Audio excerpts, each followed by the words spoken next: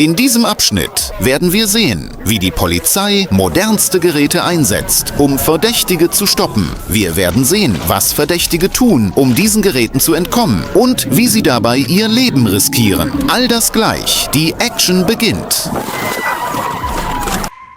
Obwohl in den USA zur Festnahme von Verdächtigen in der Regel zunächst die PIT-Methode angewendet wird, gibt es tatsächlich viele verschiedene Methoden. Diese Methoden sind sogar weniger gefährlich als die PIT-Methode. Die estnische Polizei entschied sich für eine dieser Methoden. Ein betrunkener Fahrer, der vor der Polizei floh, beschäftigte innerhalb kurzer Zeit alle Funkgeräte. Die Polizeieinheit, die sich am nächsten an der Fluchtroute befand, traf ihre Vorbereitungen.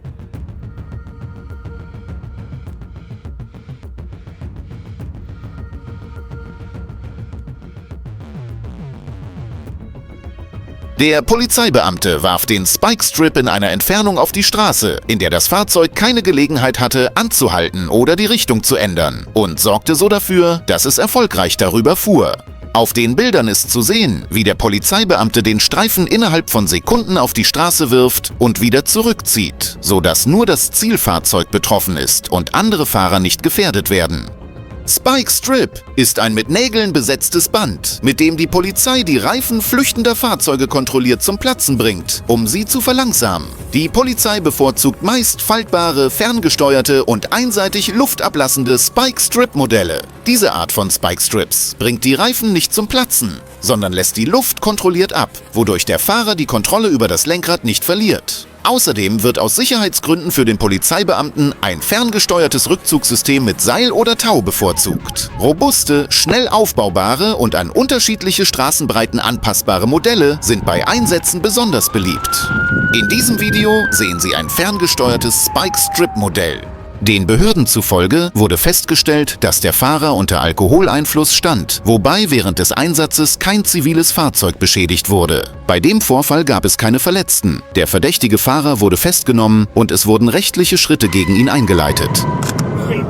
Am 17. Juli 2025 entdeckte die Polizei von Olympia über ein automatisches Kennzeichenerkennungssystem ein Fahrzeug, das als gestohlen gemeldet war. Der Versuch der Beamten, den Verkehr anzuhalten, führte zu einer gefährlichen Verfolgungsjagd, als der Fahrer plötzlich die Flucht ergriff. Das verdächtige Fahrzeug erreichte auf der Autobahn Geschwindigkeiten von über 210 Kilometern pro Stunde. Der Fahrer gefährdete die öffentliche Sicherheit erheblich, indem er zwischen den Fahrspuren und dem Standstreifen hin und her wechselte. Während der Verfolgungsjagd kam das in den USA in letzter Zeit häufig eingesetzte Fahrzeugstoppsystem namens Grappler zum Einsatz. Durch den erfolgreichen Einsatz des Grapplers eines Streifenwagens wurde das verdächtige Fahrzeug ins Schleudern gebracht und musste anhalten. Der aus dem Fahrzeug geholtene Fahrer wurde als wegen mehrerer schwerer Straftaten in King County gesucht identifiziert. Der Verdächtige wurde ohne Widerstand am Tatort festgenommen.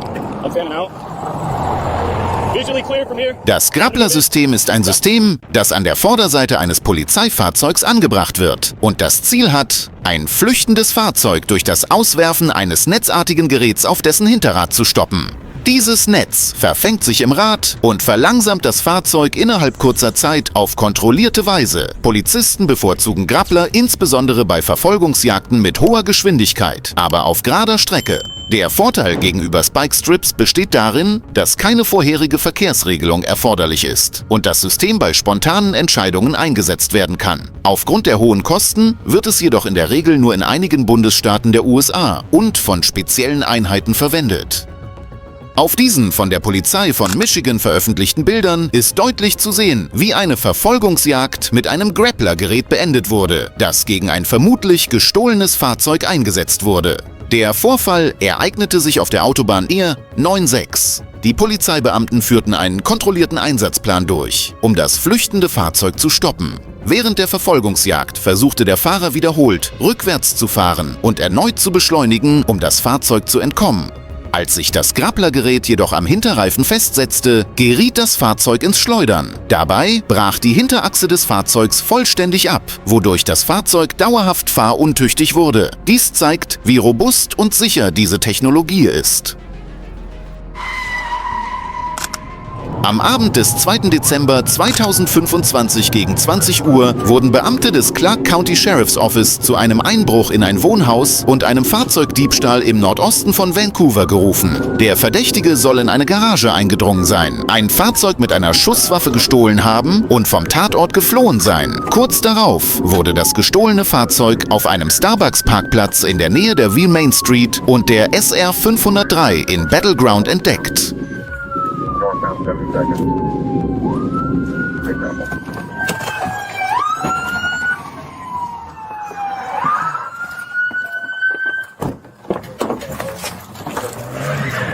Hands up! Show me your hands! Hands up! Back up, back up. Get in your car and pin him. Get in your car, pin him. Back up, back up. Mike, if you ran your car, you're going to get us back up.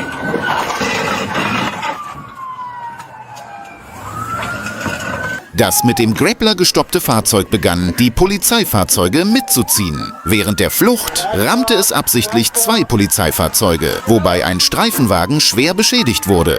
Einige Polizisten mussten in letzter Sekunde aus dem Fahrzeug springen, um nicht angefahren zu werden. Das verdächtige Fahrzeug wurde gestoppt und der Fahrer ohne Zwischenfälle festgenommen. Bei dem Vorfall wurde kein Polizist verletzt. Die 40-jährige Danielle Crosby wurde wegen Einbruchs, Autodiebstahls, Waffendiebstahls, illegalen Waffenbesitzes, zweifacher Körperverletzung 2 und schwerer Flucht in das Clark County Gefängnis gebracht.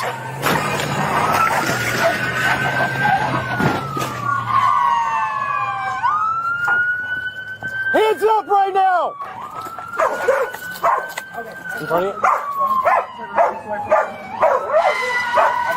Eine Polizeiverfolgung im Nordosten von Kansas wurde dank der vom Polizeidezernat von Lenexa eingesetzten Grappler-Technologie innerhalb weniger Sekunden beendet. Der Polizeichef von Lenexa, Danny Chavez, verglich den Einsatz des Grapplers mit dem Lasso eines Cowboys, während andere das System mit den Geräten aus James Bond- oder Batman-Filmen verglichen.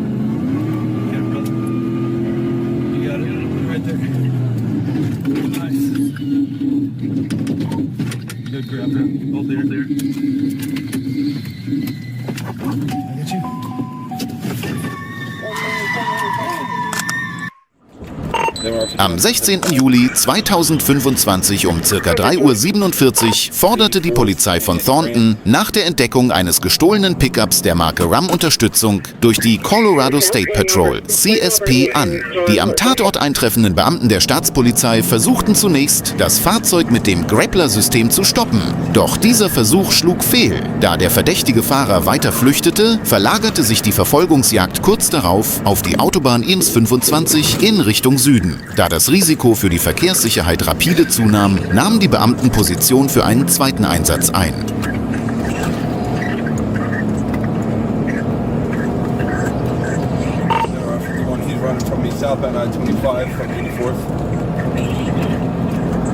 Copy is also on the highway, section 925 from 84. Will you confirm that plate you cut out? I got Boy Robert Lincoln John 9.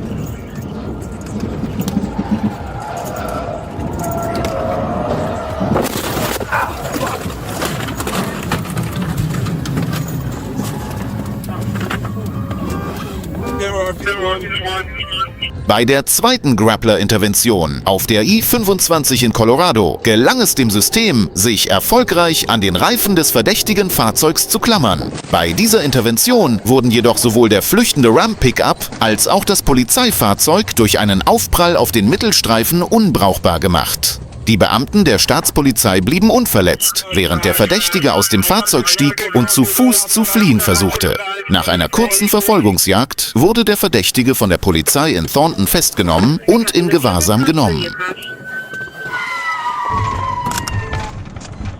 Am 21. November 2023 hielt Trooper Tyler Gentry von der Arkansas State Police einen Chevrolet Cavalier an der Kreuzung der US Highway 76 und der County Road 53 an, weil dieser gefährlich dicht aufgefahren war und sein Kennzeichen abgelaufen war. Der Fahrer gab an, seinen Führerschein nicht dabei zu haben und nannte den Polizeibeamten einen falschen Namen. Daraufhin stellte Trooper Gentry mit Hilfe eines Fingerabdruckscanners die wahre Identität des Fahrers fest. Die Überprüfung ergab, dass es sich bei dem Fahrer um Jerry W. Beard Jr. handelte, der sich aktiv auf Bewährung befand. Als Trooper Gentry den Fahrer aufforderte, aus dem Fahrzeug auszusteigen, gab Beard plötzlich Gas und versuchte zu fliehen.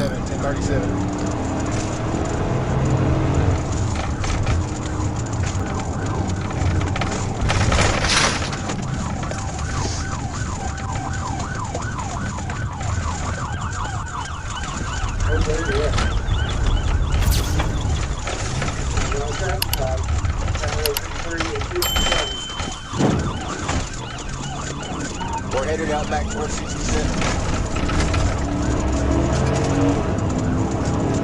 Während der Verfolgungsjagd bog Beard auf die Gegenfahrbahn ab und gefährdete damit ernsthaft das Leben anderer Verkehrsteilnehmer.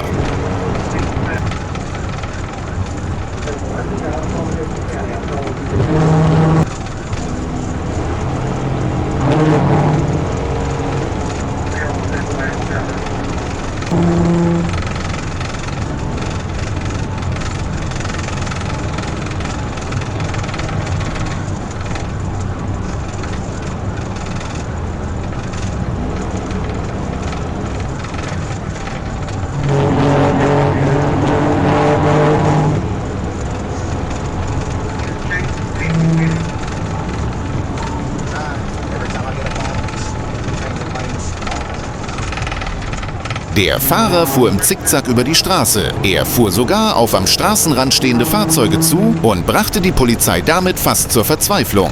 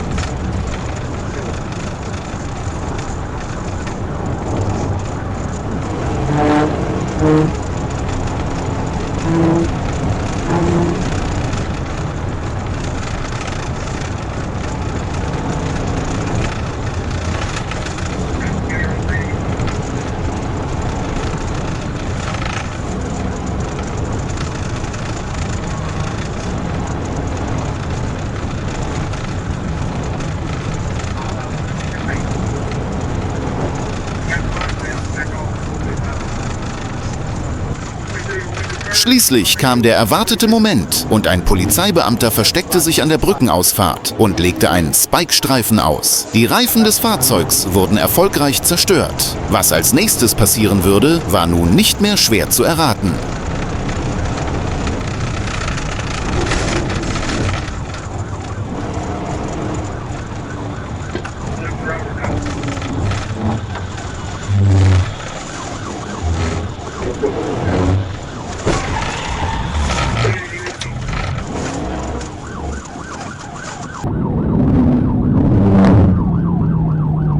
Yes, sir.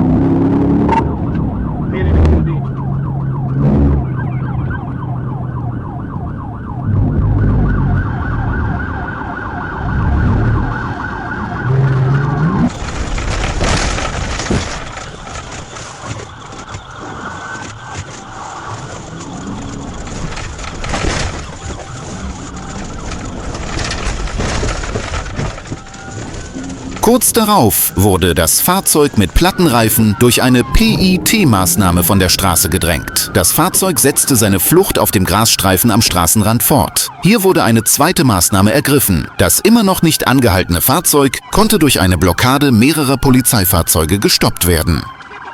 Jerry W. Beard Jr. wurde am Tatort festgenommen und ins Miller County Jail gebracht. Gegen den Verdächtigen wurde ein Verfahren wegen schwerer Flucht, Verstoßes gegen die Bewährungsauflagen und zahlreicher Verkehrsdelikte eingeleitet. Die Ermittlungen zu dem Vorfall dauern an. Am Montag, dem 23. September 2024 gegen 14:24 Uhr wurde berichtet, dass Teams aus Sequoia County und der Oklahoma Highway Patrol in Oklahoma eine Verfolgungsjagd mit 2 Fahrzeugen über die I-40 in Richtung Arkansas durchführten. Corporal Cord Williams verfolgte einen schwarzen Chevrolet Tahoe mit kalifornischem Kennzeichen und jagte das Fahrzeug, das Geschwindigkeiten von über 100 Meilen pro Stunde erreichte, von der I-40 bis zur südlichen Ausfahrt der I-540. Trotz des ersten TVI-Einsatzes an dieser Stelle kam das Fahrzeug von der Straße ab, gewann wieder die Kontrolle und setzte seine Flucht fort.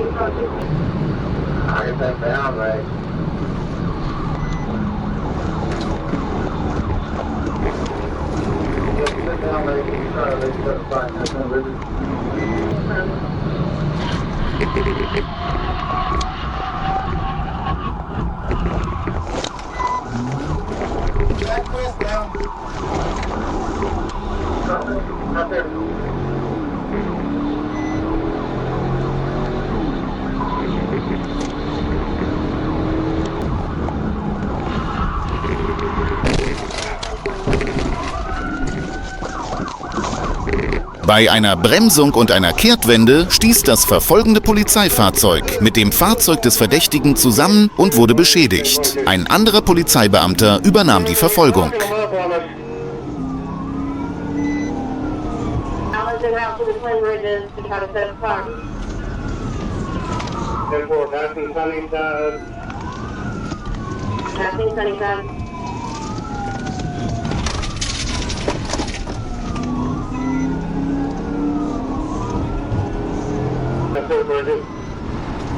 That's lane 130 approaching Bridges.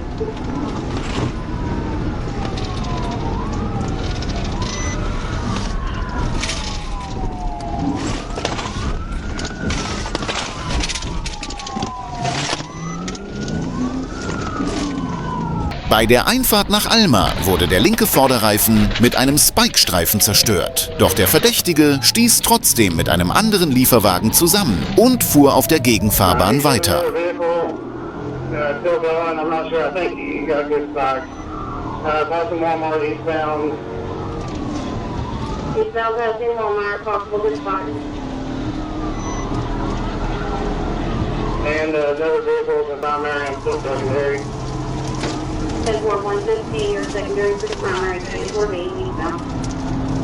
Get up there! Go! He's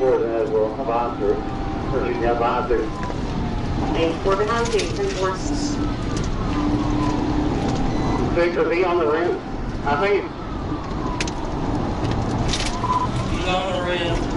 Every time I try for a hit, there's a car coming. An der Kreuzung US Highway 64 und Firefly Lane geriet ein Fahrzeug außer Kontrolle und prallte gegen einen Zaun. Während der Einsatz von Nagelbändern in Deutschland sehr begrenzt ist, kann diese Taktik in den USA aggressiver zur Gewährleistung der öffentlichen Sicherheit eingesetzt werden.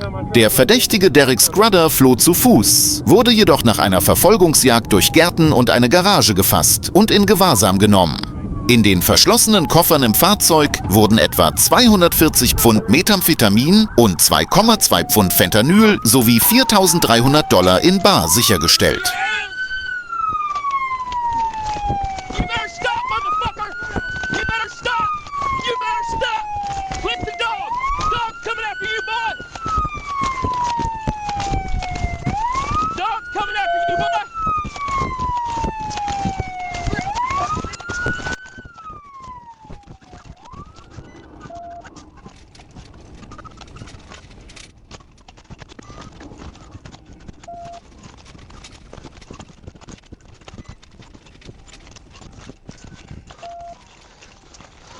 Die Bilder der klugen Verfolgung durch die Polizeibeamten und der Festnahme des Verdächtigen in einer Garage sehen Sie jetzt.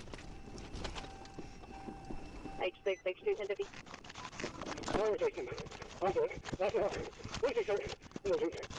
male, blue t-shirt, and blue jeans, and forward direction of travel.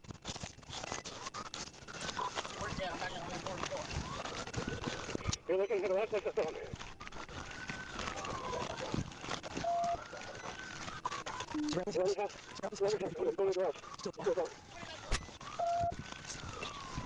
H6 copies around the house.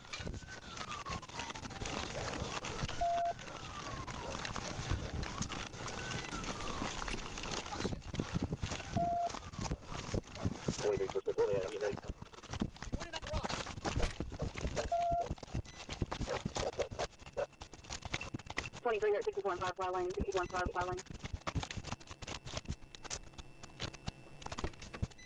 Maybe 27 we're going to be 19. As soon as we can.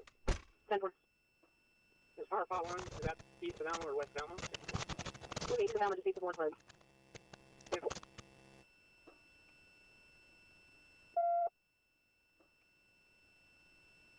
One to 6, where are y'all? We can't find y'all.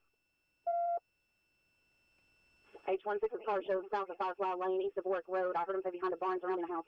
We got here again. It's where they're on foot, dispatch. What's about the cars? 6 is 1015. Copy 6, 10 15. Stay with your office. 10 4. 14 enforcement, I'm out here.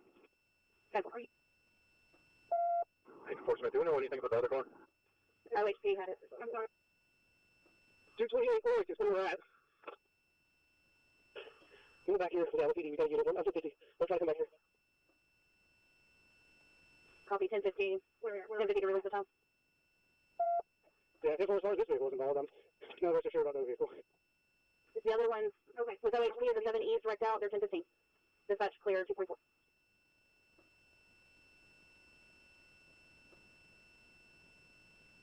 You said 7 East, what's it? The 7 E's, yes, sir. I'll go there. 10 24, auto supervisor over 64 and play the Valley Place. 10 4.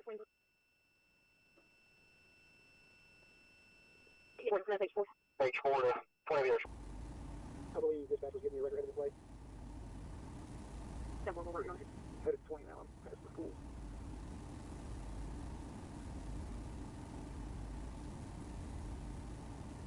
Okay, 10 4.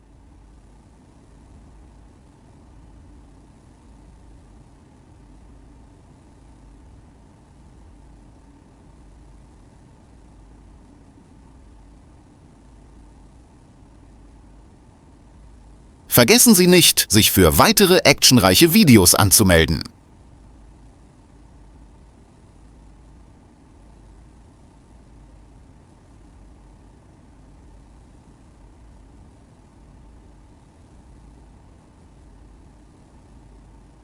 H10, H28. I'm running behind you. Go ahead.